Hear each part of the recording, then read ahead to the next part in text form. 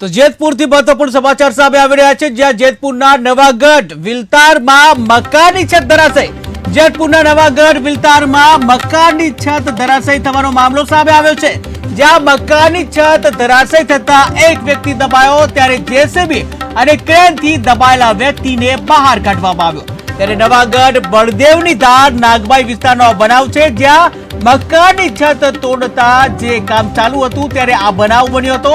ત્યારે મામલતદારની ટીમ પણ ઘટના સ્થળે દોડી આવી હતી। બીજા વધુ એક વ્યક્તિ દટાયા હોવાનું જે સામે આવ્યું છે। ત્યારે જેતપુરના નવાગઢ વિસ્તારમાં જે મકાનની છત જે છે ધરાશાયી થવાનો એક મામલો સામે આવ્યો છે। ત્યારે મકાનની છત ધરાશાયી થતા એક વ્યક્તિ દબાયા હોવાના સમાચાર મળી રહ્યા છે, જ્યાં જેસીબી અને ક્રેનથી દબાયેલા વ્યક્તિને બહાર કાઢવામાં આવ્યો છે। ત્યારે નવાગઢ બળદેવની ધાર નાગબાઈ વિસ્તારનો બનાવ છે, જ્યાં મકાનની છત તોડવાનું જે કામ ચાલુ હતું અને આ દરમિયાન આ બનાવ બન્યો હતો।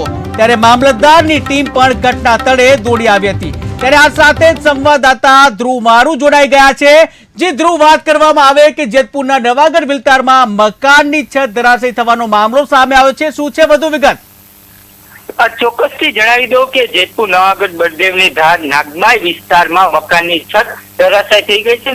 નાગબાઈ વિસ્તારમાં મકાનની છત ધરાશાયી થતા બે વ્યક્તિઓ છે તે નીચે દબાઈ ગયાનું અનુમાન છે તે તેને લગાવવામાં આવ્યું છે। જેતપુર ફાયર વિભાગની ટીમ પણ છે તે પહોંચી હતી ને જેસીબી અને ક્રેનની મદદથી છે તે આ જે દુર્ઘટના છે તે તેમને છે તે બહાર કાઢવામાં આવી હતી। અત્યારે કહેવાય રહ્યું છે કે અત્યારે અંદર જે એક વ્યક્તિ છે તે દબાઈ પણ ગયું છે ને અત્યારના બહાર રાખી અને જે સરકારી હોસ્પિટલમાં છે તે ખસેડવામાં પણ આવ્યો છે। નાગબાઈ વિસ્તારમાં છત ધરાશાયી થતા લોકોના ટોળા છે તે જોવા મળી રહ્યા હતા ને જે નગરપાલિકા મામલતદારની ટીમ છે તે અત્યારના હાલ ઘટના સ્થળે પહોંચી અત્યારના જે મકાન ધરાશાયી જવાની જે બિલ્ડિંગ છે તે કામગીરીઓ છે તે અત્યારના શરૂ કરવામાં આવી છે। ક્રેનની મદદથી તે ખૂબ મદદ છે તે અત્યારના કરવાઈ રહી છે ને અત્યારના ઉદ્યોગનગર પોલીસ પણ છે તે અત્યારે સ્થળ પર પહોંચી કાર્યવાહી હાથ ધરવામાં આવી છે।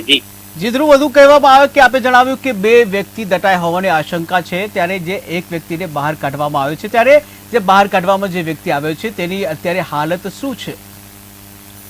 ચોક્કસથી અત્યારના સરકારી હોસ્પિટલમાં અત્યારના ખસેડવામાં આવ્યા છે। બે વ્યક્તિઓને અત્યારના હાલ ગંભીર હોવાથી જુનાગઢ પણ છે તે અત્યારના રિપેર કરવાની કામગીરીઓ છે તે અત્યારના સેવાઈ રહી છે ને અત્યારના છત ધરાશાયી થતા ક્યાંક ને ક્યાંક અત્યારના જે ટોળા છે તે અત્યારના દ્રશ્યોમાં જોવા મળી રહ્યા છે। જી બિલકુલ, જે છત ધરાશાયી થઈ છે ત્યારે જે બે વ્યક્તિ દટાયા છે, આ સિવાય કોઈ જે માલ સામાન કે બીજું કોઈ નુકસાન થવાના સમાચાર છે?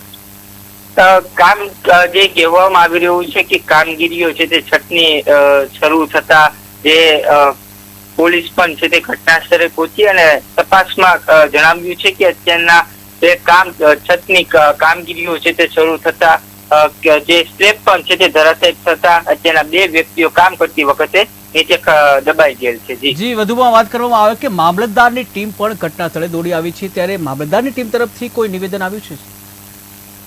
હજુ તો કોઈ એવું કઈ આવ્યું નથી ને અત્યારના મામલતદાર છે તે ખૂબ સ્થળ પર પહોંચીને કાર્યવાહી હાથ ધરવામાં આવી હતી ને કાંઈ જે કહેવામાં પણ નથી આવ્યું કે વિગત સરકારી હોસ્પિટલમાં પણ નથી ગયા અને નગરપાલિકાની જે ટીમ બી છે તે ખૂબ કામગીરી કહી શકાય, કારણ કે જે તાત્કાલિક જેસીબી અને ક્રેનની મદદથી છે તે અત્યારના જે દબાઈ ગયેલ વ્યક્તિને છે તે બહાર કાઢી અને જેતપુર સરકારી હોસ્પિટલમાં ખસેડવામાં આવ્યા છે।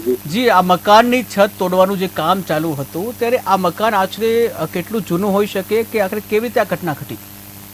અંદાજિત અત્યારના સેવાઈ રહ્યું છે કે ખૂબ મકાન જૂનું હોવાથી રિનોવેશનનું કામ શરૂ હતું છતમાં અને અત્યારના કામ કરતી વખતે છે તે અચાનકથી બિલ્ડિંગ જે છત છે તેમની ધરાશાયી થતા ક્યાંક ને ક્યાંક અત્યારે જે લોકો પણ છે તે તેના ભયનો માહોલ છે તે કહી શકાય। જી બિલકુલ ધ્રુવ, સમગ્ર માહિતી બદલ આભાર।